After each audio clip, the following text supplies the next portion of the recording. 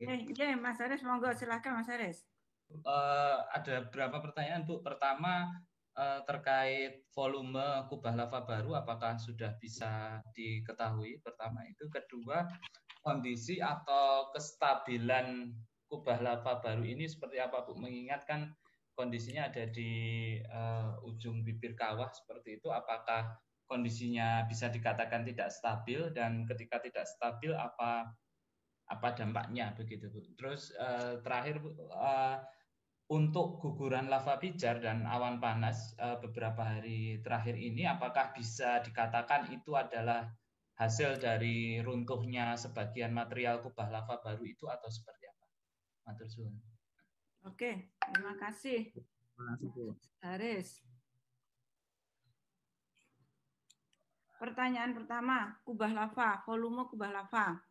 Ya, ini karena volumenya kecil sekali ya, jadi kayaknya kita belum bisa menghitung ketelitiannya, soalnya apa namanya masih limitasinya untuk dihitung kayaknya karena posisinya kan ada di pereng dan juga masih kecil ya, ketinggiannya juga masih pendek, sehingga kami belum bisa menyampaikan volume kubah lavanya ya. Dan juga ini sebenarnya terkait juga langsung dengan apa tadi apakah kestabilannya yang ada di lereng itu stabil atau tidak kubah lava yang ada sekarang.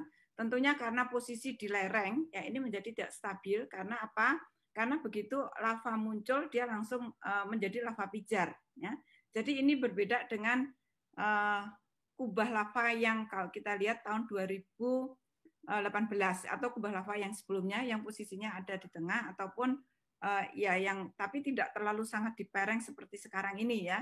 Itu kita masih bisa melihat biasanya pada saat lava awal muncul gini, ini belum terjadi guguran lava pijar. Tapi ini begitu muncul, ini langsung terjadi lava pijar. Nah, ini sekaligus menjawab pertanyaan yang ketiga, yaitu ya, guguran lava pijar itu apakah magma baru?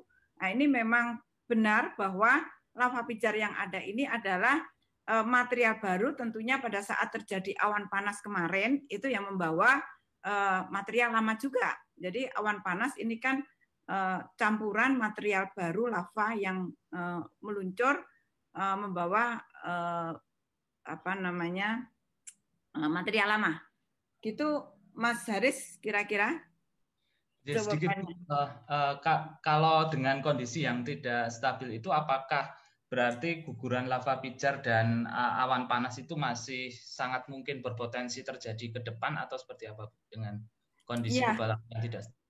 betul sekali. Sampai sekarang artinya fenomena itu akan terjadi terus. Artinya begitu begitu nanti selama masih ada pergerakan magma dari dalam menuju ke permukaan, ya berarti nanti masih ada dan ini juga masih dilihat masih diindikasikan dengan adanya seismisitas yang masih tinggi, ya berarti memang aktivitas itu masih terjadi dan ini ya akan terjadi terus guguran lava pijar seperti itu. Kira-kira gitu Mas Haris sudah menjawab? Oke, matur suwun Bu Ani. Oke, siap. Oke, kita lanjut Bu ke pertanyaan tertulis melalui chat. Ini ada Mas Hendrawan. Nah, ini sudah tanya tadi sebelum mulai acaranya. Apa beda guguran lava dan guguran lava pijar? Itu yang pertama, Bu. Enggak, Bu. Udah, itu saja. Ada yang kedua, Bu. Mau dijawab dulu atau mau? Oh ya, udah saja. Dulu aja nih satu-satu aja daripada nanti lupa nanya-nanya lagi. Oke, bedanya guguran lava dan guguran lava pijar. Ya, guguran tentunya kalau guguran ini adalah guguran dari material lama. Ya, walaupun di seismik ini sangat sulit membedakan antara guguran lava pijar atau guguran lava dan guguran material lama. Jadi guguran ini adalah total antara guguran apa namanya guguran lama material lama dan lava pijar. Kemudian kalau guguran lava pijar tentunya adalah guguran lava itu pada siang hari itu kan tidak berpijar ya Mas Hendrawan. Nah di situ berarti yang kita lihat itu adalah guguran lava. Tapi dari ciri khasnya juga terlihat antara guguran lava dan guguran material lama. Itu. Kemudian untuk guguran lava pijar ya pada malam hari karena lava ini mempunyai suhu yang sangat tinggi sehingga di situ kita melihat pijaran dari panasnya atau tingginya suhu lava yang keluar dari dalam. Itu Pak Budi. Pertanyaan kedua. Iya, pertanyaan kedua. Untuk erupsi yang mengarah ke barat daya atau Kali Krasa, bagaimana skenario yang disiapkan BPTKG? Apakah akan ada daerah tertentu di wilayah tersebut yang akan masuk zona bahaya? Ya, tentunya ini sudah kita petakan, Mas Hendrawan ya. Jadi mungkin teman-teman semua ini juga sering ditanyakan saat ini pada status siaga. Potensi bahaya seperti yang kita sampaikan bahwa maksimum 5 km ya. Dan walaupun sekarang ini sudah ada lava pijar ataupun awan panas, tapi jarak jangkauannya dari data-data yang ada itu masih potensinya masih ada di dalam ketentuan yang sudah kita rekomendasikan ya. Nanti kalau ada perkembangan data, ya, tentunya itu akan kita daerah-daerah potensi bahaya yang terdampak tentunya akan dirubah. Ya ini adalah status siaga.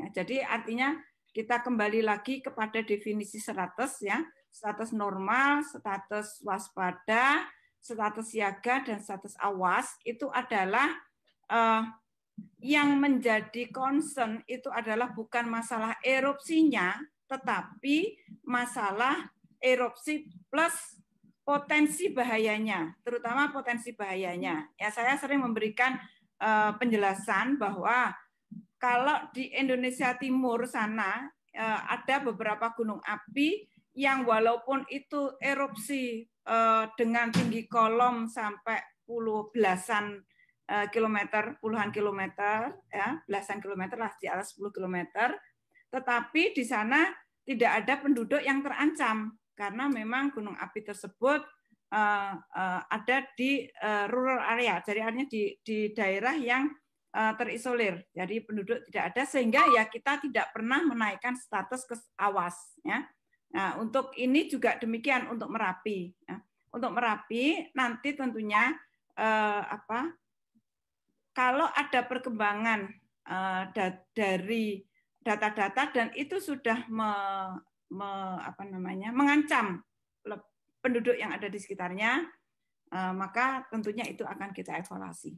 Gitu Pak Agus Budi. Mudah-mudahan jelas ya. Jelas Bu. Lanjut ke Mbak Switsi. Mbak Switsi masih di Zoom chat ini. Dampak dari adanya 2 kubah lava seperti apa Bu Hani kalau memang nanti terkonfirmasi? Apakah dalam sejarah Merapi pernah terjadi seperti ini? Ya. Dampak adanya kubah lava tentunya efek ininya ya, potensi bahayanya ya. Jadi kalau memang itu berkembang, ya, kalau itu tidak berkembang kan berarti yang di tengah, yang ke gendong potensinya lebih kecil, itu kan? Nah karena sekarang yang jelas ada itu adalah kubah lava itu ada di lereng, ya, potensi bahayanya ke sana. Itu mungkin yang dampaknya kalau memang itu ada dan terkonfirm adanya kubah lava di tengah kubah lava. Dan untuk sepengetahuan kami, sepengetahuan saya itu belum terjadi. Tapi sebenarnya kalau kita lihat crackingnya, ya ini bisa juga menjadi satu kesatuan gitu ya antara karena area yang tadi kalau kita lihat ini ya.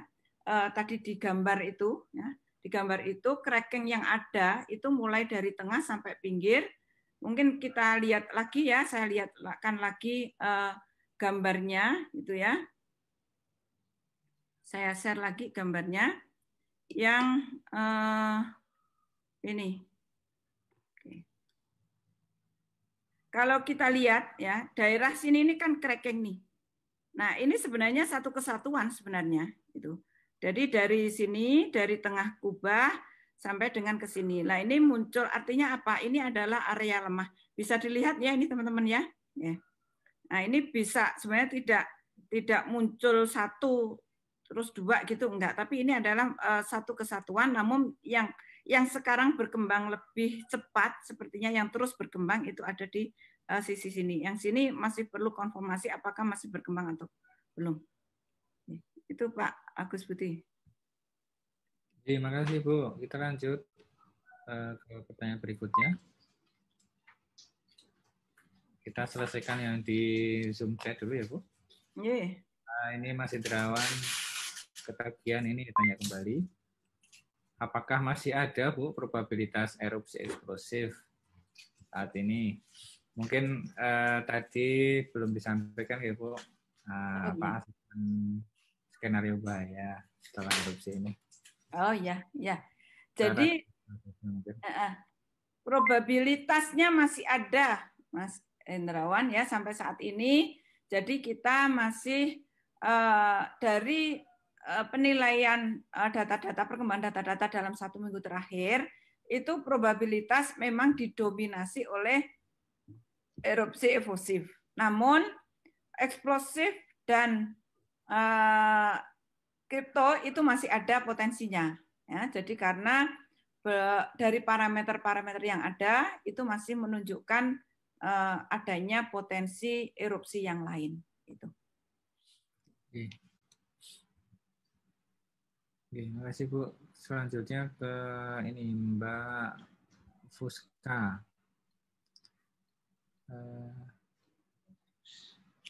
Kubah lava yang ada di kawah itu terpantau mulai kapan, Bu? Tadi sudah disampaikan, mungkin bisa diulang. Kubah lava mulai terpantau tanggal 4 Januari. Baik. Kita lanjut ke pertanyaan di YouTube, Bu.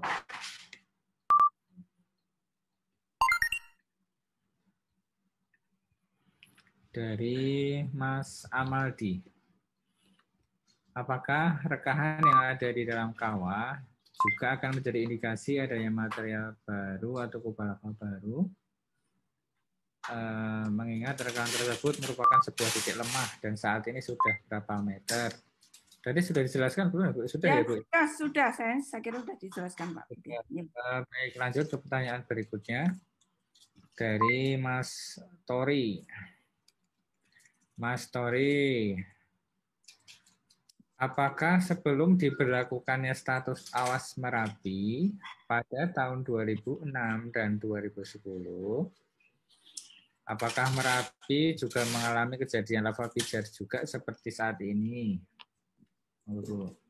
Iya, jadi ini memang cirinya Merapi ya, bahwa memang pada saat terjadi satu aktivitas itu ada terjadi lava pijar. Gitu. Nih, Pak. Oke.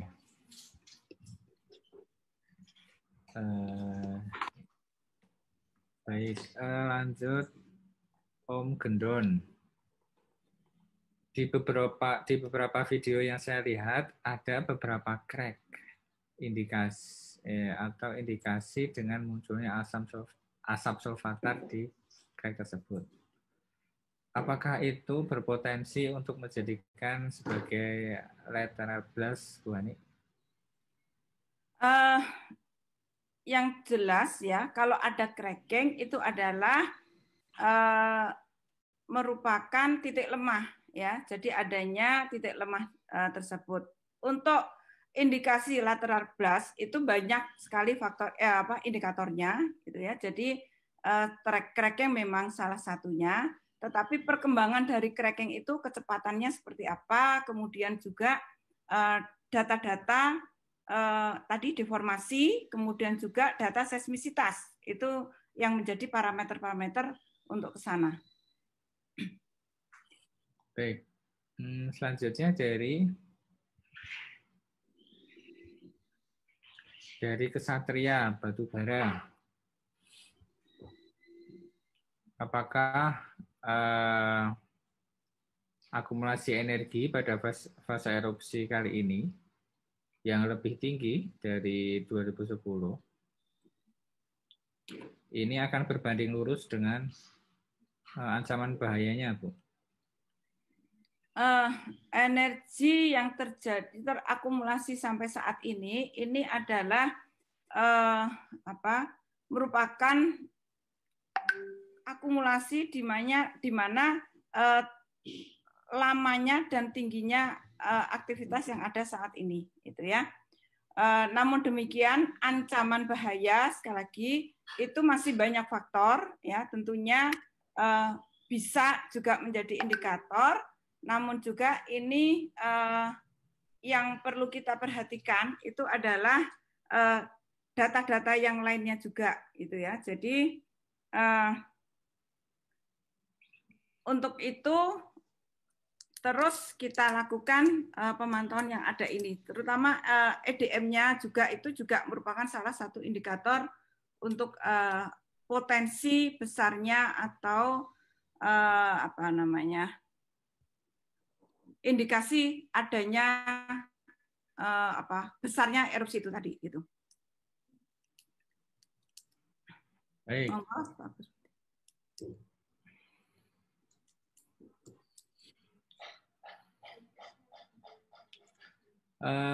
Baik Bu. Selanjutnya dari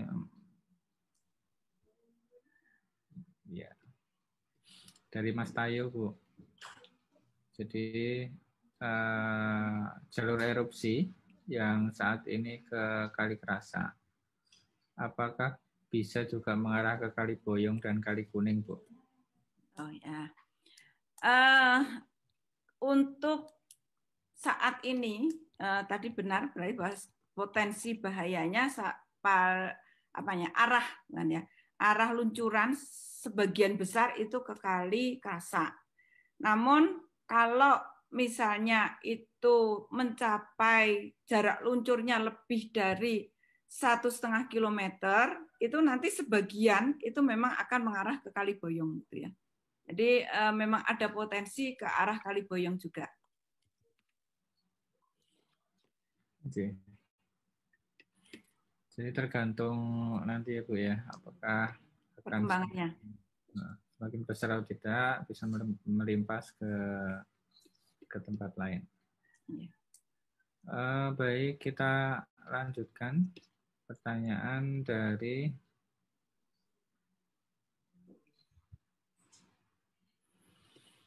Bang Gozir. Apakah masih berpotensi terjadi erupsi yang besar seperti yang diperkirakan sebelumnya? Semoga, Bu. Saya kira ini sudah sama dengan tadi ya, pertanyaannya Mas Hendrawan ya, adanya potensi eksplosif masih ada. Yeah. Oh, baik, Bu. Ya. Ke Mas Agus, kakak Mas Agus Rider. Jadi menanyakan sekarang sudah erupsi, kemudian apakah berpotensi terjadi banjir lahar dingin, Bu? Ya, tentunya kalau material yang di atas ini volumenya terus bertambah, itu memang ada potensi untuk ke sana, gitu ya. Jadi potensi lahar dingin tentu itu ada, ya. Begitu nanti erupsi terus dan kemudian hujan juga terus, itu bisa kemungkinan terjadinya lahar dingin, gitu. Lahar hujan. Baik, Bu.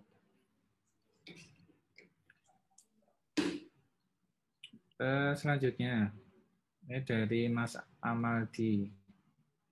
Tren kegempaan yang diamati oleh Mas Amaldi ini, itu katanya MP menurun sejak tanggal 3 Januari, kemudian VTB fluktuatif.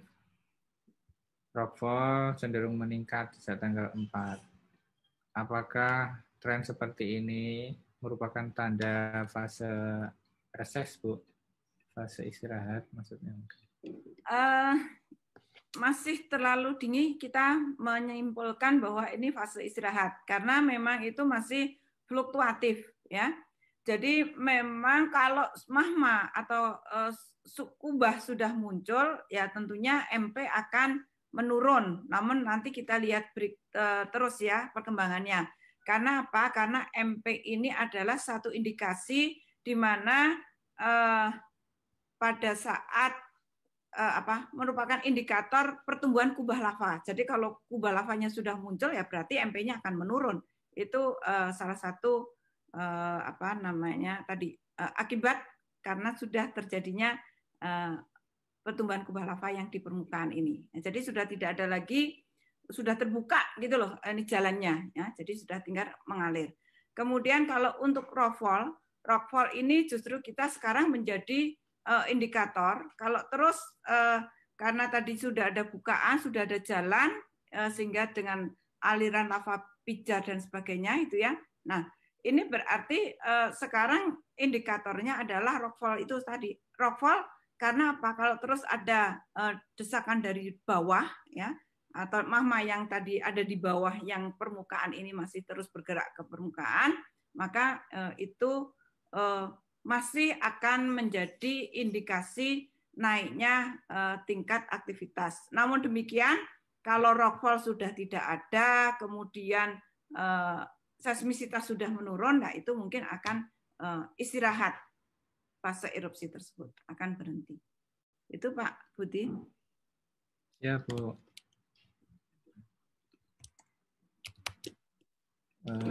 Baik, Bu. Selanjutnya,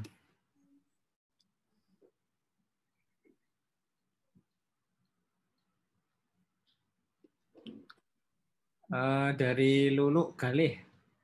Dari Luluk Galih yang saya lihat di kubah lava baru itu terlihat guguran lava pijar. Pertanyaannya adalah gugurannya berbentuk batu dan longsoran kubah lava tersebut atau berbentuk lahar cair panas. Mungkin pertanyaannya apakah guguran lava pijar itu bentuknya itu longsoran batu atau lava cair seperti itu, Bu, barangkali yang ditanyakan. Oh, gitu. Ya, kita kembalikan ke apa itu magma itu ya. Jadi magma itu adalah suatu cairan dengan suhu yang tinggi, isinya adalah silika dan komponen utamanya silika dan juga senyawa-senyawa volatil yang lain ya dengan suhu tinggi tadi ya. Pada saat menuju ke permukaan maka lava itu magma yang ke permukaan itu disebut lava ya.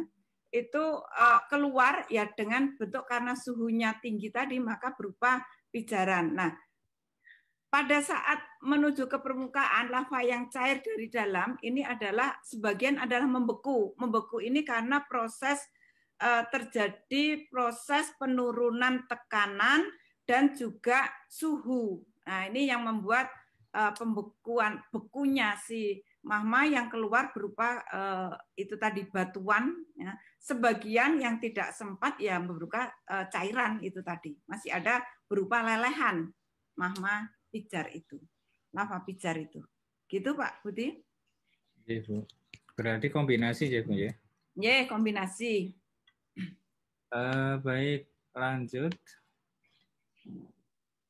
ke Mas bacanya Mas Heksa menanyakan dari awal pertama terjadi deformasi sampai sekarang itu sudah mencapai berapa meter, Bu, totalnya? Total deformasi yang terjadi dari awal, jadi dari tanggal 21 Juni ya, itu sebesar 9,5 meter, jadi 9,5 meter.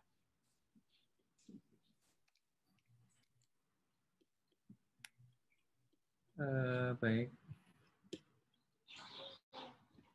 Oh, sorry, 9,2, maaf. Sebentar, tak lihat datanya ya. Bentar. 9,2, Mas. 9,2 meter. Ya, Bu. Lanjut.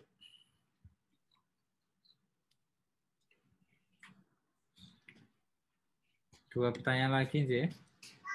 Ya.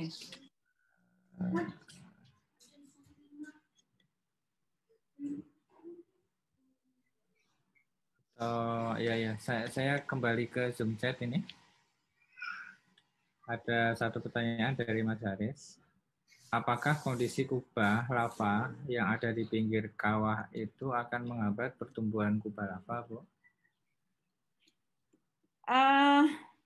Ya, jadi pada saat posisi posisi kubah lava atau posisi tempat keluarnya lava, keluarnya magma ke permukaan itu tadi ada di lereng, ya berarti otomatis ini akan lebih sulit membentuk kubah lava, ya. Karena ketidakstabilan tadi, kalau muncul di permukaan dia langsung longsor menjadi lava pijar. Nah, ini pertumbuhan kubah lava jadinya memang sedikit kalau dibilang agak sulit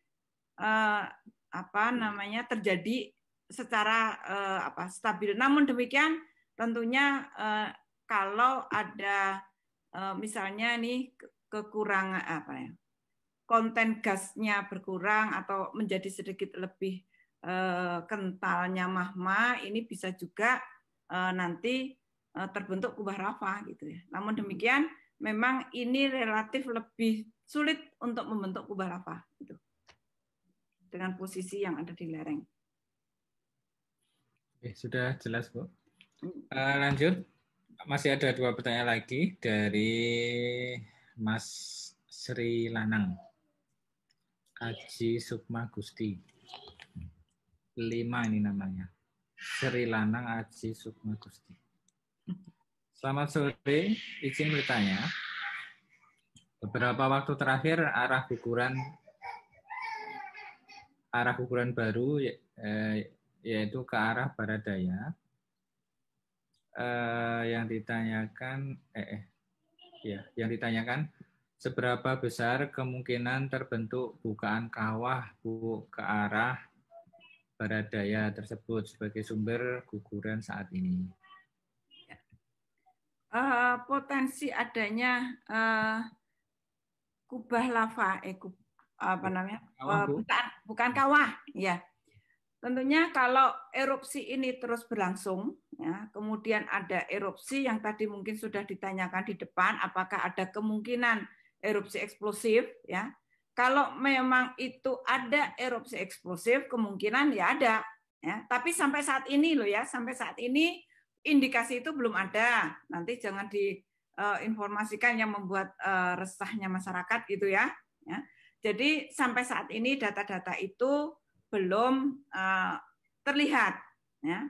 Nah, namun kalau jika erupsi evosif sampai seperti sekarang ini, ya, jadi lavanya meleleh, kubah lavanya tidak sempat terbentuk, gitu ya. Nah ini insya Allah tidak sampai terjadi pembukaan kawah ke arah sana. Itu. Kita lihat perkembangannya, data-datanya tentunya masih harus kita tidak bisa menentukan sekarang gitu ya. Nah, ini juga saya sampaikan, ini kemarin juga waktu di Magelang saya sudah di awal sudah menyampaikan jangan ditanyakan ya kapan erupsi akan terjadi gitu ya. Nah ini karena teman-teman suka masih ada yang menanyakan kapan erupsi terjadi, ini saya ini kan dulu lah. Sekarang ini sudah masa erupsi dan berhentinya kapan pun juga kita juga nggak tahu ya. Jadi terus perkembangan data, nanti kalau sudah ada penurunan, itu juga akan berhenti. Kalau ada perkembangan juga ada data-data itu akan terlihat, insya Allah. Gitu Pak Budi. Baik Bu, lanjut ke pertanyaan pamungkas ini. Dari Mas Andika Prima Pratama. Namanya bagus-bagus. Nanti kalau punya anak lagi dinamain Ibu. Iya, saya nggak punya anak laki-laki. Ya sudah enggak lah ya. Ya, Pripun. Apakah kubah lava yang posisi di lereng bisa mempengaruhi kecepatan luncuran? Bisa sampai puluhan kilometer, mengingat kondisi lereng barat sangat curam. Tentunya ini tergantung dari suplai yang ada di dalam. Ya. Jadi magma yang menuju ke permukaan seperti apa volumenya, ini akan juga konten gas yang ada juga. Ya. Kalau memang nanti suplainya terus bertambah, ya, berarti ya itu bisa meluncur sampai beberapa kilometer dari puncak. Gitu Pak Agus Budi.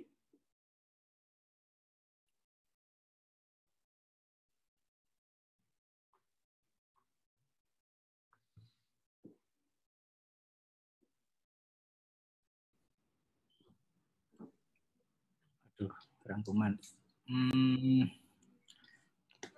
Ya, jadi ini ceritanya kan saya ditugasi Bu Hani untuk secara teknis memantau Gunung Merapi. Tadi sebenarnya sudah disampaikan oleh Bu Hani bahwa saat ini memang Merapi sudah erupsi, tapi ternyata perilaku erupsinya tetap berbeda dengan sebelum-sebelumnya. Kalau dulu setelah erupsi semua data pemantauan turun, termasuk deformasi. Turunnya langsung seperti berhenti seperti itu. Nah ini memang ada penurunan setelah erupsi, cuman nilai saat ini itu masih tinggi dibanding dengan kondisi saat erupsi-erupsi yang lain. Sehingga masih ada potensi perkembangan erupsi. Kemudian juga termasuk juga potensi jenis erupsi yang akan terjadi. Tadi disampaikan bahwa sebelumnya kita menyampaikan ada beberapa skenario yang mempunyai probabilitas masing-masing dan itu masih muncul. Gitu. Probabilitasnya masih cukup tinggi. Untuk efusif memang saat ini dominan, tapi untuk jenis erupsi yang lain juga cukup tinggi, sehingga itulah yang menyebabkan rekomendasi dari BTKG tentang daerah bahaya itu masih ditetapkan maksimal di 5 km dari tenggara sampai barat laut. Jadi seperti itu Bu kesimpulan dari data pemantauan, dan selanjutnya mungkin untuk rekomendasi mungkin bisa disampaikan Bu Hani sekaligus untuk closing statement. Oke, terima kasih Pak Agus Budi ya, dan teman-teman semua. Dengan kondisi atau aktivitas Gunung Merapi sampai saat ini sudah mulai masuk fase erupsi, kemudian data-data dari pemantauan juga masih cukup tinggi. Untuk itu rekomendasi dari kami itu masih sama pada saat status siaga, jarak maksimum adalah 5 km, kemudian untuk sementara waktu di alur sungai yang berhulu di Merapi, itu ya di puncak Merapi, untuk penambangan untuk di KRB 3 khususnya itu untuk supaya diberhentikan. Kemudian rekomendasi yang kedua itu adalah untuk daerah wisata yang di KRB 3 juga mungkin bisa dialihkan ke daerah yang di luar KRB 3. Jadi Merapi masih bisa dinikmati di luar KRB 3, indahnya Merapi ini. Ya. Nah, mungkin teman-teman sekarang ini justru banyak momen luncuran lava yang bisa diambil fenomenanya yang bagus ini. Ya. Namun tetap harus di luar KRB 3 ya untuk daerah wisata. Kemudian untuk masyarakat yang ada di sekeliling Merapi, tentunya terima kasih yang sudah bersabar sampai saat ini, karena memang Merapi saat ini ada lain dari biasanya, dalam artian aktivitasnya lama tapi cukup tinggi aktivitas ini. Nah ini, terus kemudian juga teman-teman para relawan, para media, ini semua adalah kita semua di sini adalah satu tim, ya, pemerhati bencana juga, ya. Mudah-mudahan kita semua bisa mengawal atau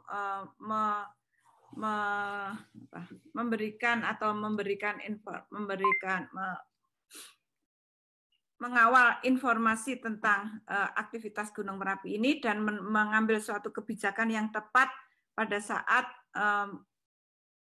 yang tepat untuk menghadapi potensi bahayanya. Nah, kemudian untuk masyarakat juga tentunya yang ada di KRB 3 dan sekitarnya, ya, ini mudah-mudahan kami berharap selalu ikuti arahan dari pemerintah setempat. Kemudian untuk informasi tentang aktivitas, ikuti berita-berita yang bisa dipertanggungjawabkan, bisa dari informasi dari kami ataupun informasi-informasi dari pemerintah yang tentunya semua sudah ada media centernya gitu. Saya kira demikian Pak Agus Budi. Mudah-mudahan kita selalu sehat karena ini dalam kondisi COVID yang seperti ini, protokol COVID terus harus tetap kita tingkatkan. Ya, kita kerjakan dengan ketat, ya, karena ini kejadian atau penambahan terus penderita atau penyebaran COVID ini terus terjadi. Gitu. Demikian saya kira Pak Agus Budi, mudah-mudahan semuanya sehat selalu. Salam tangguh bencana, salam sehat, salam teknologi mitigasi. Terima kasih. Wassalamualaikum warahmatullahi wabarakatuh.